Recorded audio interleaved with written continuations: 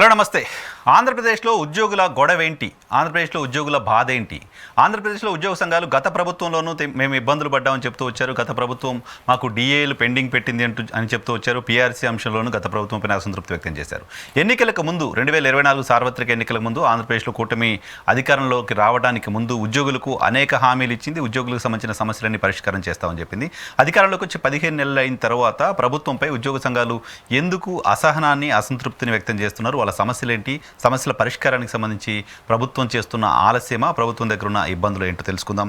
Amaravati JAC నేత బొప్పరాజు వెంకటేశ్వర్లు గారు ప్రస్తుతం మనతో పాటు లైవ్లో జాయిన్ అవుతున్నారు. సార్ నమస్తే. నమస్తే సార్, ఎలా ఉన్నారు? సార్ బానే సార్, మీరు ఎలా ఉన్నారు? బాగున్నాం. మీరు బాగున్నారు? ఉద్యోగ సంఘాలు నాయకులు మళ్ళీ మీడియా ముందుకు వచ్చి మాట్లాడాల్సిన పరిస్థితి ఆంధ్రప్రదేశ్ రాష్ట్రంలో ఎందుకు వస్తున్నాయి? ఉద్యోగులకు సంబంధించి ప్రభుత్వం చెప్పింది ఏంటి, చేస్తుంది ఏంటి? మీకున్న ప్రధానమైన సమస్యలు ఇప్పుడు ఏంటి సార్ అసలు? సార్ ముందుగా మీకు వాళ్ళందరికీ కూడా సో ప్రప్రథమంగా సార్, గత పాలనలో పూర్తి ఏదన్నా ఉందంటే ప్రధానమైనటువంటి వర్గాల్లో ఉద్యోగుల వర్గం ఒకటి. దానికి కారణం ఈ రాష్ట్రంలో ఉన్నటువంటి ప్రజలకు కూడా తెలుసు.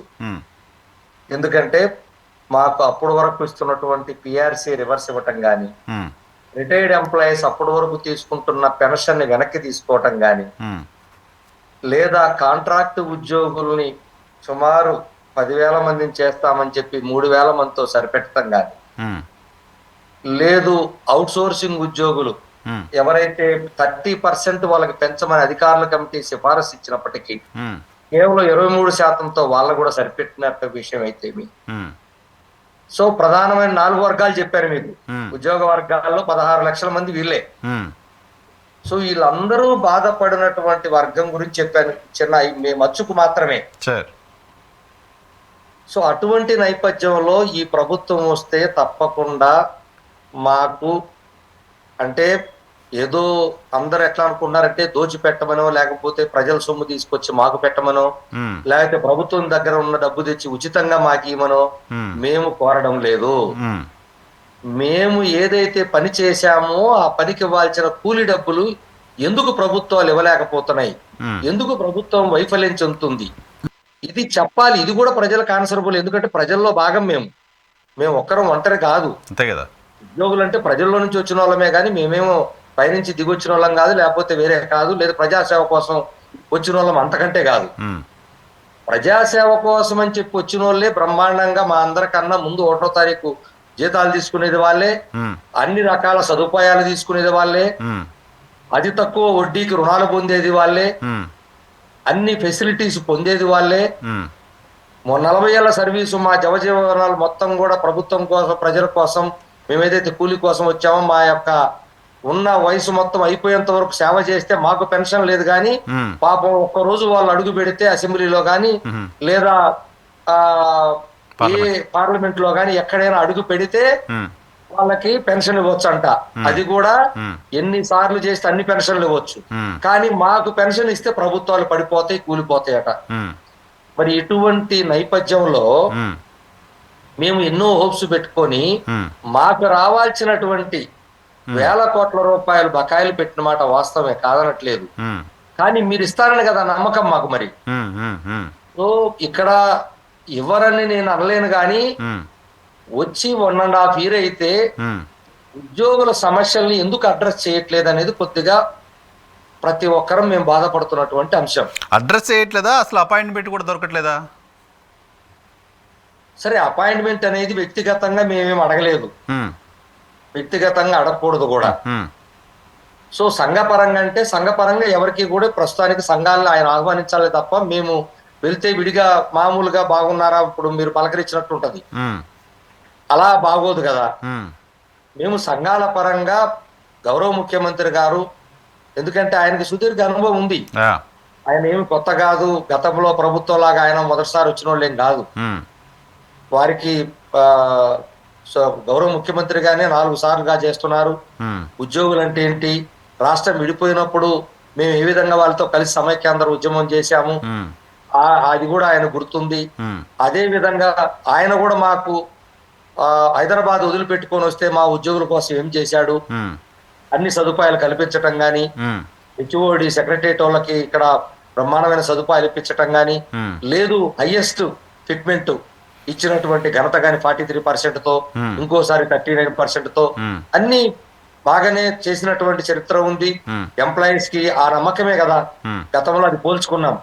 ఆయన ఒక రవ్వ పనిని ఎక్కువ శాతం కష్టపెట్టి మీరు చెయ్యాలి, ప్రజలకు బాగా మనం ఎక్కువ ఆన్సర్బుల్ ఉండాలి, మనం బాధ్యతగా ఉండాలని ఎక్కువ ఒత్తిడి ఉండే మాట వాస్తవమైనప్పటికీ మా సమస్యలు కూడా పరిష్కరిస్తారని ఒక నమ్మకం మాకు బలంగా ఉండబట్టే ఆ నమ్మకమే మమ్మల్ని నిన్న మేము ఉద్యోగులందరూ కూడా ఏకతాటి మీదకి వచ్చి చేసిన విషయం పబ్లిక్ గా అందరికి తెలిసిందే.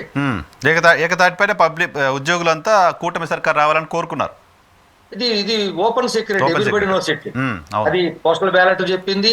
పోస్టల్ బ్యాలెట్ కాకుండా పోస్టల్ బ్యాలెట్ 69% వచ్చింది 70%. అది కాకుండా వాళ్ళ కుటుంబ సభ్యులు లెక్కేసుకుంటే అది అన్లిమిటెడ్.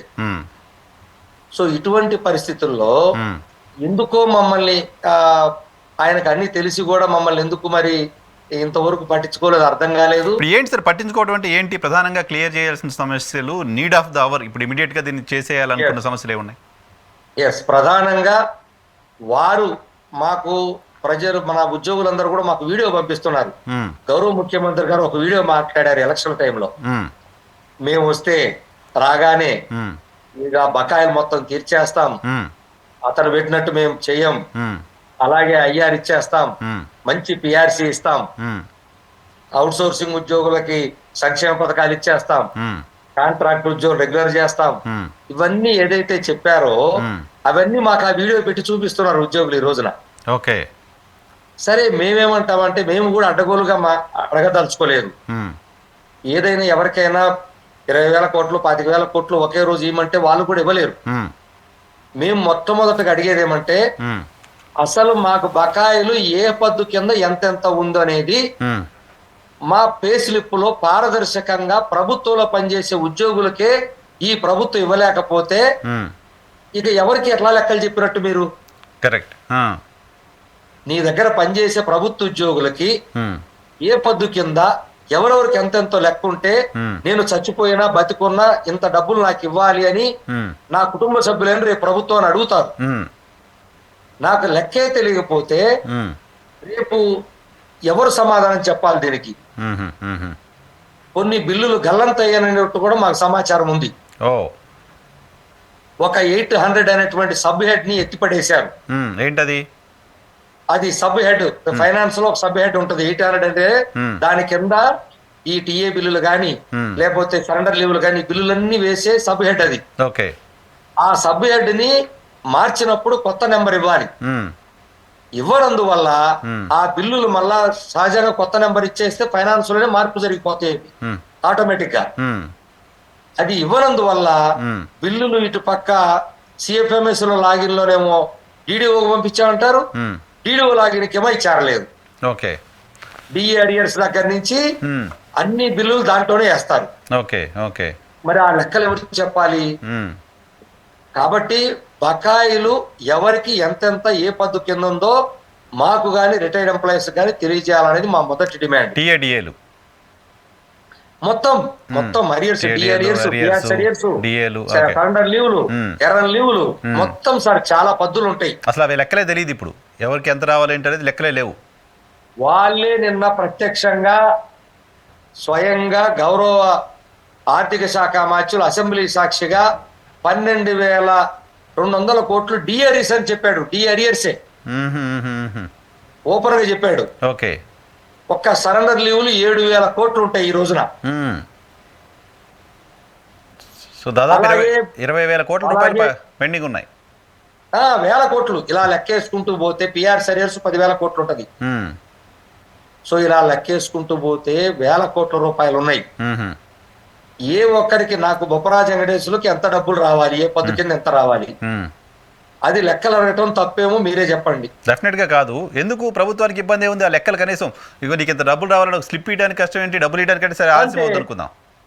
ముందు అది ఇవ్వండి, ఆ తర్వాత ఎలా ఇయ్యాలో ఎలా తీసుకుందాం, మనం కూడా ఒప్పుకుందాం. రెండో డిమాండ్ ఏంటంటే మాది, మొట్టమొదటిగా ఉన్న బకాయిల్లో రిటైర్డ్ ఎంప్లాయీస్ కి ఇచ్చేయండి. కారణం వాళ్ళు కనీసం వాళ్ళ గ్రాట్యుటీ కూడా సుమారుగా 3,000 కోట్ల రూపాయల గ్రాట్యుటీ అంటే రిటైర్ అయిన రోజున గౌరవంగా వాళ్ళకి ఇచ్చి పంపించాలి అనేది ప్రభుత్వ నిబంధనలే. ఆ నిబంధనలు ఎటు పోయినాయో తెలియదు. సంవత్సరాలైన గ్రాట్యుటీ కూడా పెండింగ్ ఉందా? ఎస్, 2 సంవత్సరాలకి ఈ ప్రభుత్వం వచ్చి 2 సంవత్సరాల గ్రాట్యుటీ పెండింగే ఉంది. సో గ్రాట్యుటీ కూడా ఇవ్వలేని పరిస్థితుల్లో ఎర్రల్ లీవులు కానీ వాళ్ళ రిటైర్మెంట్ బెనిఫిట్స్ పెన్షన్ తప్ప ఏ బెనిఫిట్స్ ఇవ్వకపోతే ఒకేసారి కొన్ని లక్షల రూపాయలు వస్తే తన బిడ్డ పెళ్లికో, ఇంటికనో, లేకపోతే ఇతర ఖర్చులకో, వైద్య ఖర్చులకో, బిడ్డలను హైయర్ స్టడీస్ చదివించుకోవడానికో ఖర్చు పెడతారు. అటువంటిది ఆ మనిషి ఆ డబ్బులు తీసుకోకుండా చనిపోయిన వాళ్ళు అనేక మంది ఉన్నారు. ఆ డబ్బుల కోసం పిల్లలు కొట్టుకుంటున్న వాళ్ళు ఉన్నారు. ఎంత దారుణమైన పరిస్థితి సార్ ఇది. ఎవరికైనా ఇలాంటి పరిస్థితులు వస్తాయా? పైగా రిటైర్డ్ ఉద్యోగుల విషయంలో ప్రభుత్వం మరింత కాస్త బాధ్యతగా వ్యవహరించాలి. అంతకాలం పాటు సర్వీస్ చేస్తుంటారు. కష్టపడి పనిచేసిన డబ్బులు సార్ అవి. మేము కష్టపడి 30-40 సంవత్సరాలు మా జవజీవాలన్నీ కూడా దీనికోసమే కష్టపడి మేము పని చేసిన కూలీ డబ్బులు అవి. మాకేం అదనంగా ఇచ్చేవి కాదు, లేదా మేమేం ఫ్రీగా అడుగుతున్నాయి కాదు, మాకేమి వేరే ఇచ్చింది కాదు. అది కూడా ఈ భారతదేశంలో మీరు ఒక్కటే గమనించండి, ఉద్యోగులకు దోచిపెడుతున్నాం, ఉద్యోగులకే మొత్తం ఇస్తామంటున్నారు. ఉద్యోగులు 12 నెలలకు గాను 9 మాసాలే జీతాలు తీసుకుంటున్నారనే సంగతి గుర్తుపెట్టుకోండి. 2 నుంచి 3 నెలల దాకా ఇన్కమ్ ట్యాక్స్ కట్టి పగడ్బందీగా ₹1 కూడా పక్కకు పోకుండా లెక్క కట్టి కట్టేది ఉద్యోగే. మా డబ్బులు కూడా ప్రజలకు ఇస్తున్నారా లేదా? మా ట్యాక్స్ కూడా వాళ్ళకి ఇస్తున్నారా లేదా? ప్రజలకి మేము కూడా పంచుతున్నామా లేదా? అంతే కదా. అదే విధంగా మేము తీసుకున్న జీతం మళ్ళా మార్కెట్ లోకి పెడుతున్నామా లేదా? మేము ట్యాక్స్ మళ్ళా ఆరోపణ కూడా కడుతున్నామా లేదా? మళ్ళీ రొటేట్ అయ్యి ప్రజల దగ్గరికే, ప్రభుత్వం దగ్గరికే పోతున్నాయా లేవా? ఇవి కాక రాష్ట్ర ప్రభుత్వానికి ఎలాంటి విపత్తులు వచ్చినా రాష్ట్ర రాజధాని కడదామంటే 2 రోజులు జీతాలు ఇస్తాము. హుదూద్ లాంటి తుఫాన్లు వస్తే 2 రోజులు జీతాలు ఇచ్చాము. కరోనా లాంటి పరిస్థితులు వస్తే జీతాలు డబ్బులు వాయిదాలు వేసుకోవడానికి కాకుండా 1 రోజు వేతనాలు కూడా ఇచ్చాం. చిట్ట చివరికి ఈ ప్రభుత్వం, ఇప్పుడున్నటువంటి గౌరవ ముఖ్యమంత్రి గారు, బుడమేరు వరదలు వస్తే విజయవాడలో ఒక పక్కనే మీరు గమనించండి, ఒక్క ఉద్యోగ వర్గం 300 కోట్ల రూపాయలు ఇచ్చామంటే ఆలోచన చేయండి, ఒక్క ఉద్యోగ వర్గం నుంచే. మరి అటువంటి అన్ని విపత్తుల్లో కూడా ముందు ఉండేది ప్రభుత్వ ఉద్యోగులే. ప్రభుత్వం పట్ల, ప్రజల పట్ల ఉద్యోగులు బాధ్యతగా ఉన్నారు తప్ప ఉద్యోగుల పట్ల ప్రభుత్వాలు బాధ్యతగా ఉండట్లేదు. SIU. Yes sir, 100% agreed sir. కనీసం అంటున్నా. దట్టు సరే, అనుభవం లేని వాళ్ళు అంటే వేరే విషయం. మరి ఎందుచేతనో గౌరవ ముఖ్యమంత్రి గారికి చాలా అనుభవం ఉంది, చాలా దగ్గర సంబంధం కూడా ఉంది అందరితో. అసలు ఆయన మరి ఏ పరిస్థితుల్లో మరి అలా ఉన్నారో మాకు తెలియదు. ఎందుకు ఉన్నారనుకుంటున్నారు? ఇప్పుడు ఇంకా డిఎల్ పరిస్థితి ఏంటి? డిఎల్ పిఆర్సీ సంగతి ఏంటి? వస్తున్నాను. ఇప్పుడు నేను చెప్పింది ఓన్లీ బకాయిల గురించి. అందులో రిటైర్డ్ ఎంప్లాయీస్ కి ముందు ఇవ్వండి, మాకు తర్వాత 1 రోజు తర్వాత ఆలస్యంగా అయినా మేము మాట్లాడుకుందామని చెప్పాం. 2 అతి ప్రధానమైంది, 1/7/2023 నుంచి మాకు పిఆర్సీ రావాలి. 2 సంవత్సరాలు దాటిపోయింది.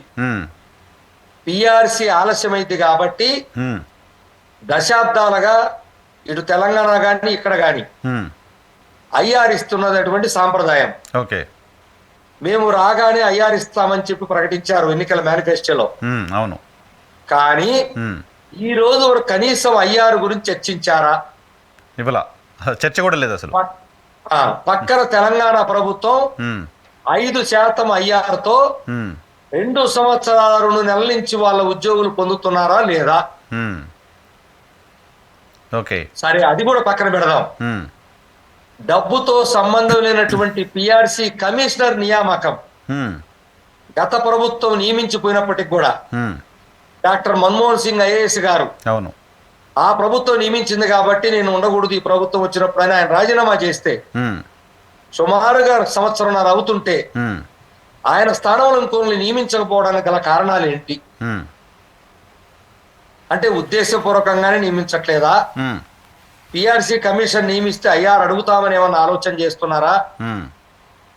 అని మాకు అర్థం కాలేదు. ఏంటి మీకేమనిపిస్తోంది? ఎందుకు ఉద్దేశపూర్వకమా, లేకపోతే ప్రభుత్వానికి వేరే ఏమైనా ఆర్డీల్స్ ఉన్నాయా? ఏమనుకుంటున్నారు? ప్రభుత్వం ఎందుకు పీఆర్సీ చైర్మన్ నియామకం పూర్తి చేయట్లేదు అనుకుంటున్నారు? అంటే ఎవరన్నా మాతో మాట్లాడుతుంటే మాకు అర్థమవుతుంది, అసలు ఎవరు మాట్లాడలేదు. అది విచిత్రం. సరే, గౌరవ నొప్పి మీది ముఖ్యమంత్రి కదా, గారు మాట్లాడకపోయినా నొప్పి మీది కదా, గౌరవ నొప్పి మీది, మీరే మంత్రివర్యులో చెప్పాలి. మంత్రివర్యులో లేకపోతే ఏదైనా మంత్రివర్గ ఉపసంఘము లేకపోతే డిప్యూటీ సీఎం గారో లేకపోతే ఇంకొకరిలో ఎవరో ఒకరు మాట్లాడితే ఉమ్, వాళ్ళ భావాలు తెలుస్తాయి. ఉమ్, అందరూ మేము కలిస్తే పెద్దలు, ప్రభుత్వంలో ఉన్నటువంటి పెద్దలు, మిగతా వాళ్ళ గౌరవ ముఖ్యమంత్రి గారు కాకుండా ఎవరు కలిసినా ఉమ్, మీకు తప్పకుండా మంచి జరుగుతుంది, మీకు ఇవ్వాల్సిన మాట వాస్తవమే, మా మీద నమ్మకం పెట్టిన మాట కూడా వాస్తవమే, మీ అందరూ మాకు చాలా బాగా సహకరించి మా గెలుపులో మీరు భాగస్వామ్యం అయ్యారని చెప్పేవాళ్ళే తప్ప ఉమ్, ఎవరు పరిష్కారం ఎందుకు ఏంటని ఇంతవరకు ఎవరు చెప్పినటువంటి వాళ్ళు లేరు. ఉమ్, ఉమ్, ఉమ్, వీటన్నిటికన్నా ఇంకా ముఖ్యం ఏంటంటే ఉమ్, మాకు పిఆర్సి ఇలా ఆలస్యమైనందువల్ల ఉమ్. దాదాపుగా లక్షలాది రూపాయలు ఈ రోజు పోగొట్టుకుంటున్నాం. ఎట్లా ఎలా?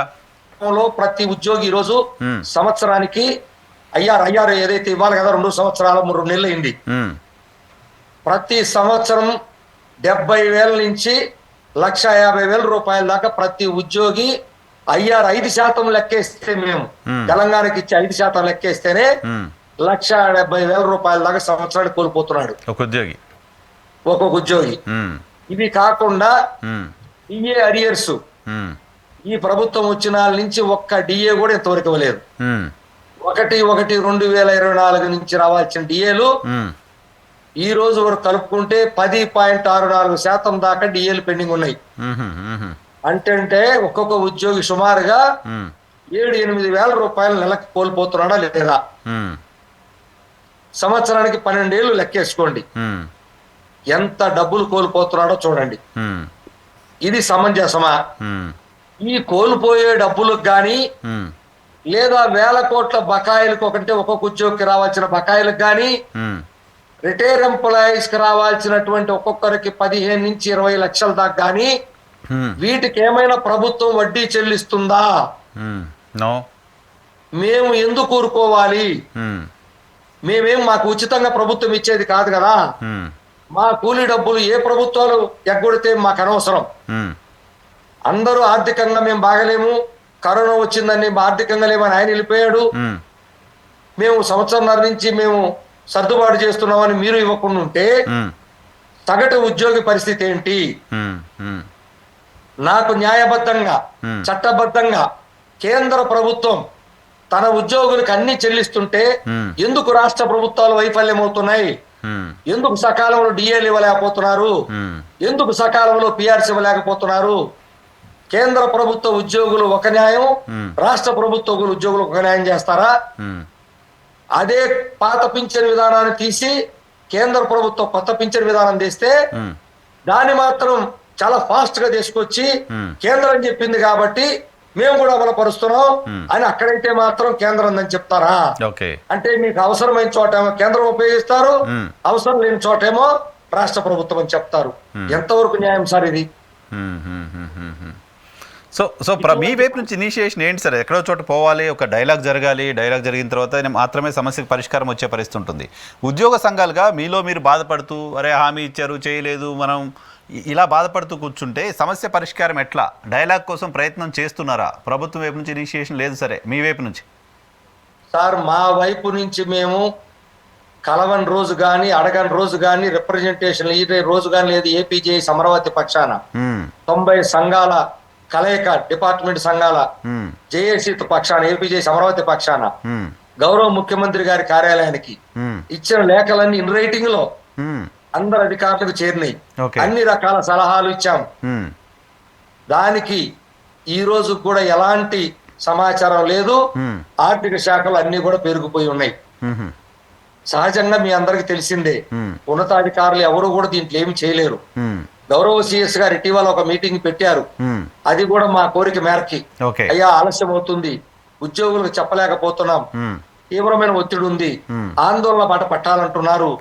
కానీ ఆందోళన బాట ప్రభుత్వం వచ్చిన సంవత్సరాల లోపు పడితే ప్రభుత్వం కూడా లెక్క చేయని మాట అందరికీ తెలిసింది, సీక్రెట్ ఏం కాదు. ఎందుకంటే వాళ్ళకి కాలం ఇంకా ఉంది కాబట్టి పెద్దగా భయపడరు.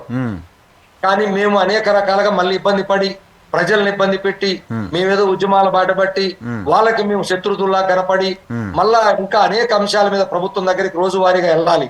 ఇవన్నీ మాకు ఒక శత్రువులాగా చూస్తారు. కాబట్టి ఇది మంచి సాంప్రదాయం కాదని ప్రతి ఒక్కరికి చెప్పుకొని తిరుగుతున్నాం. మా ప్రయత్నం ఇప్పటికి కూడా కొనసాగిస్తూనే ఉన్నాం. ఉద్యోగుల వైపు నుంచి ఎలా ఉంది సార్? ఉద్యోగుల వైపు నుంచి మీ పైన ఇమీడియట్ గా అందరూ పోయి ప్రభుత్వాన్ని ఎవరు కావాలి ఇండివిజువల్ గా అడగరు కాబట్టి ఉద్యోగ సంఘాల నాయకులుగా బాధ్యులుగా మీ పైన అయితే ఒత్తిడి ఉంటుంది కదా, వాళ్ళు ఏం చెప్తున్నారు? ఉద్యోగుల వైపు నుంచి ఎలా ఉంది? తీవ్రమైనటువంటి ఒత్తిడి ఉంది. ఇప్పటికే రాష్ట్ర కార్యవర్గ తీర్మానాన్ని గౌరవ ముఖ్యమంత్రి గారి కార్యాలయ అధికారులకు చెప్పాము, చీఫ్ సెక్రటరీ గారికి చెప్పాము.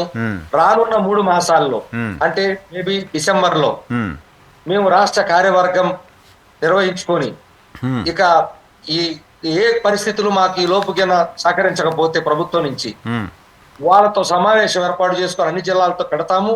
ఎందుకంటే 3 మాసాల కన్నా మొన్న మేము గత సమావేశం రోజే అది ఓపెన్ గానే చెప్పి రావడం జరిగింది. కాబట్టి ఆ సమావేశంలో ఒక నిర్ణయం తీసుకోవడానికి సిద్ధపడతాం. తప్పదు, ఇక వేరే దారి మాకు కూడా కనిపించట్లేదు. ఇప్పటికే మీకు తెలుసు, టీచర్ సంఘాలన్నీ కూడా రోడ్డు మీదకి వచ్చినాయి వాళ్ళ సమస్యల మీద. అవును, ప్రభుత్వ డాక్టర్ల సంఘం వాళ్ళ సమస్యల మీద బయటకు వచ్చారు. గ్రామవార్డు సచివాలయ ఉద్యోగులు వాళ్ళ సమస్యల మీద వాళ్ళు బయటకు వచ్చారు. కాంట్రాక్ట్ ఉద్యోగులు మాకు అన్యాయం జరిగిపోయింది, మా తోటి వాళ్ళకి రెగ్యులర్ చేశారు. మాకు ఈ రోజుకి 7,000 మంది ఏదన్నా చిన్న ఆపద జరిగినా కూడా వాళ్ళకి దిక్కు ముక్కు లేని పరిస్థితి, వాళ్ళు రోడ్డు మీదకి వచ్చేదానికి సిద్ధంగా ఉన్నారు. అవుట్ సోర్సింగ్ ఉద్యోగులు చాలా జీతం ప్రభుత్వ ఉద్యోగాన్ని సిఎఫ్ఎంఎస్ లో కనపడుతుంది కాబట్టి సంక్షేమ పథకాలు వాళ్ళకి వాళ్ళ కుటుంబ సభ్యులకు మొత్తానికి ఎత్తేసారు పాపం. ఆ ఇచ్చే జీతం ₹1 ఇంటి అద్దెలకు కూడా పనికిరాదు కనీసం. కానీ మాకన్నా గంట ఎక్కువ పనిచేసే ఉద్యోగులు అవుట్ సోర్సింగ్ ఉద్యోగులు సుమారు 2.5 లక్షల మంది ఈ రోజు పనిచేస్తా ఉన్నారు. మరి వీళ్ళందరూ అల్లాడిపోతా ఉన్నారు, అందరూ రోడ్డు మీదకి వస్తున్నారు. ఇక మేమేం చేయాలి? గౌరవ ముఖ్యమంత్రి గారితోనేమో మంచి సంబంధాలు ఉన్నటువంటిదే, ఆయన అనుభవస్తుడే, అన్ని తెలిసిన ఆయన. కనీసం పిలిచి ఏదో ఒకటి చేస్తారని ఆశతో అయితే ఆశ మాత్రం ఉంది సార్. ఎందుకంటే ఆయన ఏ రోజు తక్కువ చేయలేదు, అంత విశ్వాసంతోనే అందరం ఉన్నాం. నాయకులకు కూడా ఉంది అలాగే. సంతృప్తిగా ఉన్న ఉద్యోగం ఎవరు ప్రభుత్వంలో? ఎవరున్నారు సార్? జిల్లా పరిషత్ టీచర్లు, మన గురువులు టీచర్లు చచ్చిపోతే కరోనాతో వాళ్ళకి ఇతర డిపార్ట్మెంట్ లో ఇచ్చే ఉద్యోగం ఇచ్చే అర్హత లేదు చట్ట ప్రకారం. అయ్యా కరోనాతో చచ్చిపోయారు, 1000 మంది రోడ్డు మీద ఆ గురువులు పిల్లలు ఆటోలు వేసుకుంటున్నారు చదువుకొని, వాళ్ళకి జూనియర్ అసిస్టెంట్ పోస్టులు ఇవ్వండి అయ్యా అంటే గౌరవ డిప్యూటీ సీఎం గారు కూడా పోయిన సంక్రాంతికి ఇస్తామన్నారు. ఇంతవరకు దిక్కులేదు. మరి ఏం చెప్పాలి సార్? వాళ్ళు ఎంత దారుణం, గురువులు పెట్టాలి సార్, వాళ్ళు కాపాడుకోవాల్సింది. పోస్టు క్రియేట్ చేశాను ఇవ్వండి అని చెప్తే అవి కూడా దిక్కులేదు.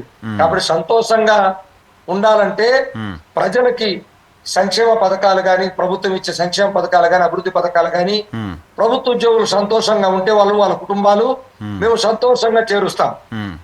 ఇటు మా డబ్బులు ఇవ్వక, ఆఫీసులు నడిపేందుకు బడ్జెట్ ఇవ్వక ఎన్ని మానసిక ఒత్తిళ్లు, ఆర్థిక ఒత్తిళ్లు గురవుతున్నామో ఆ భగవంతుడికే తెలుసు. ఆఫీసులు నడపడానికి కూడా డబ్బులు లేని పరిస్థితుందా? ఎస్, చెప్పమనండి ప్రభుత్వాన్ని. ఏంటి సార్ ప్రభుత్వం అంత డబ్బులు తీసుకొస్తుంది, అప్పులు తెస్తోంది, ప్రతి మంగళవారం అప్పులు తెస్తోంది, దాదాపు 1,00,00,000 కోట్లు అప్పులు తీసుకొచ్చారు. ఏమైపోయినాయి డబ్బులు? మరి ఉద్యోగులు ప్రభుత్వ కార్యాలయాలు నడపలేని పరిస్థితి ఏంటి?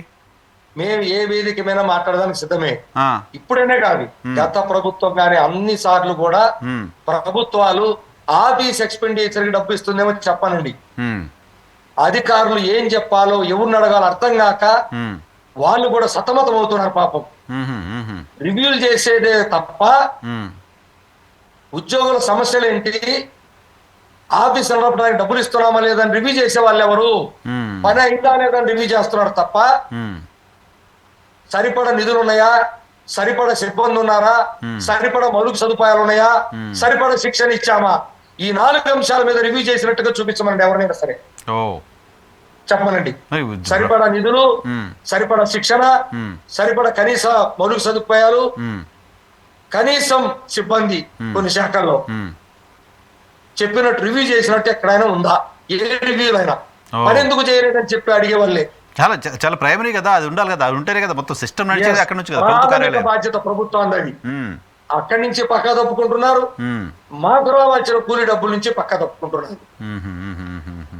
ఇది మా ఉద్యోగుల దీన పరిస్థితి ఈరోజు. సార్ రైట్ సార్, చూద్దాం. ప్రభుత్వం రెస్పాండ్ అవ్వాలి. మరి 2 సంవత్సరాలు 1.5 year అవుతోంది, రెస్పాండ్ అవ్వాలి. ఆలస్యం అయ్యే కొద్దీ ప్రభుత్వానికి బర్డెను, చాలామంది ఉద్యోగులు ఇబ్బందులు పడే పరిస్థితి ఉంటుంది. వాళ్ళు ఇబ్బందులు తీరుస్తామని చెప్పింది కాబట్టి సర్కారు తీర్చాలని కోరుకుందాం. Thank you very much Venkateswara garu మా కోసం సమయం కేటాయించినందుకు. Thank you.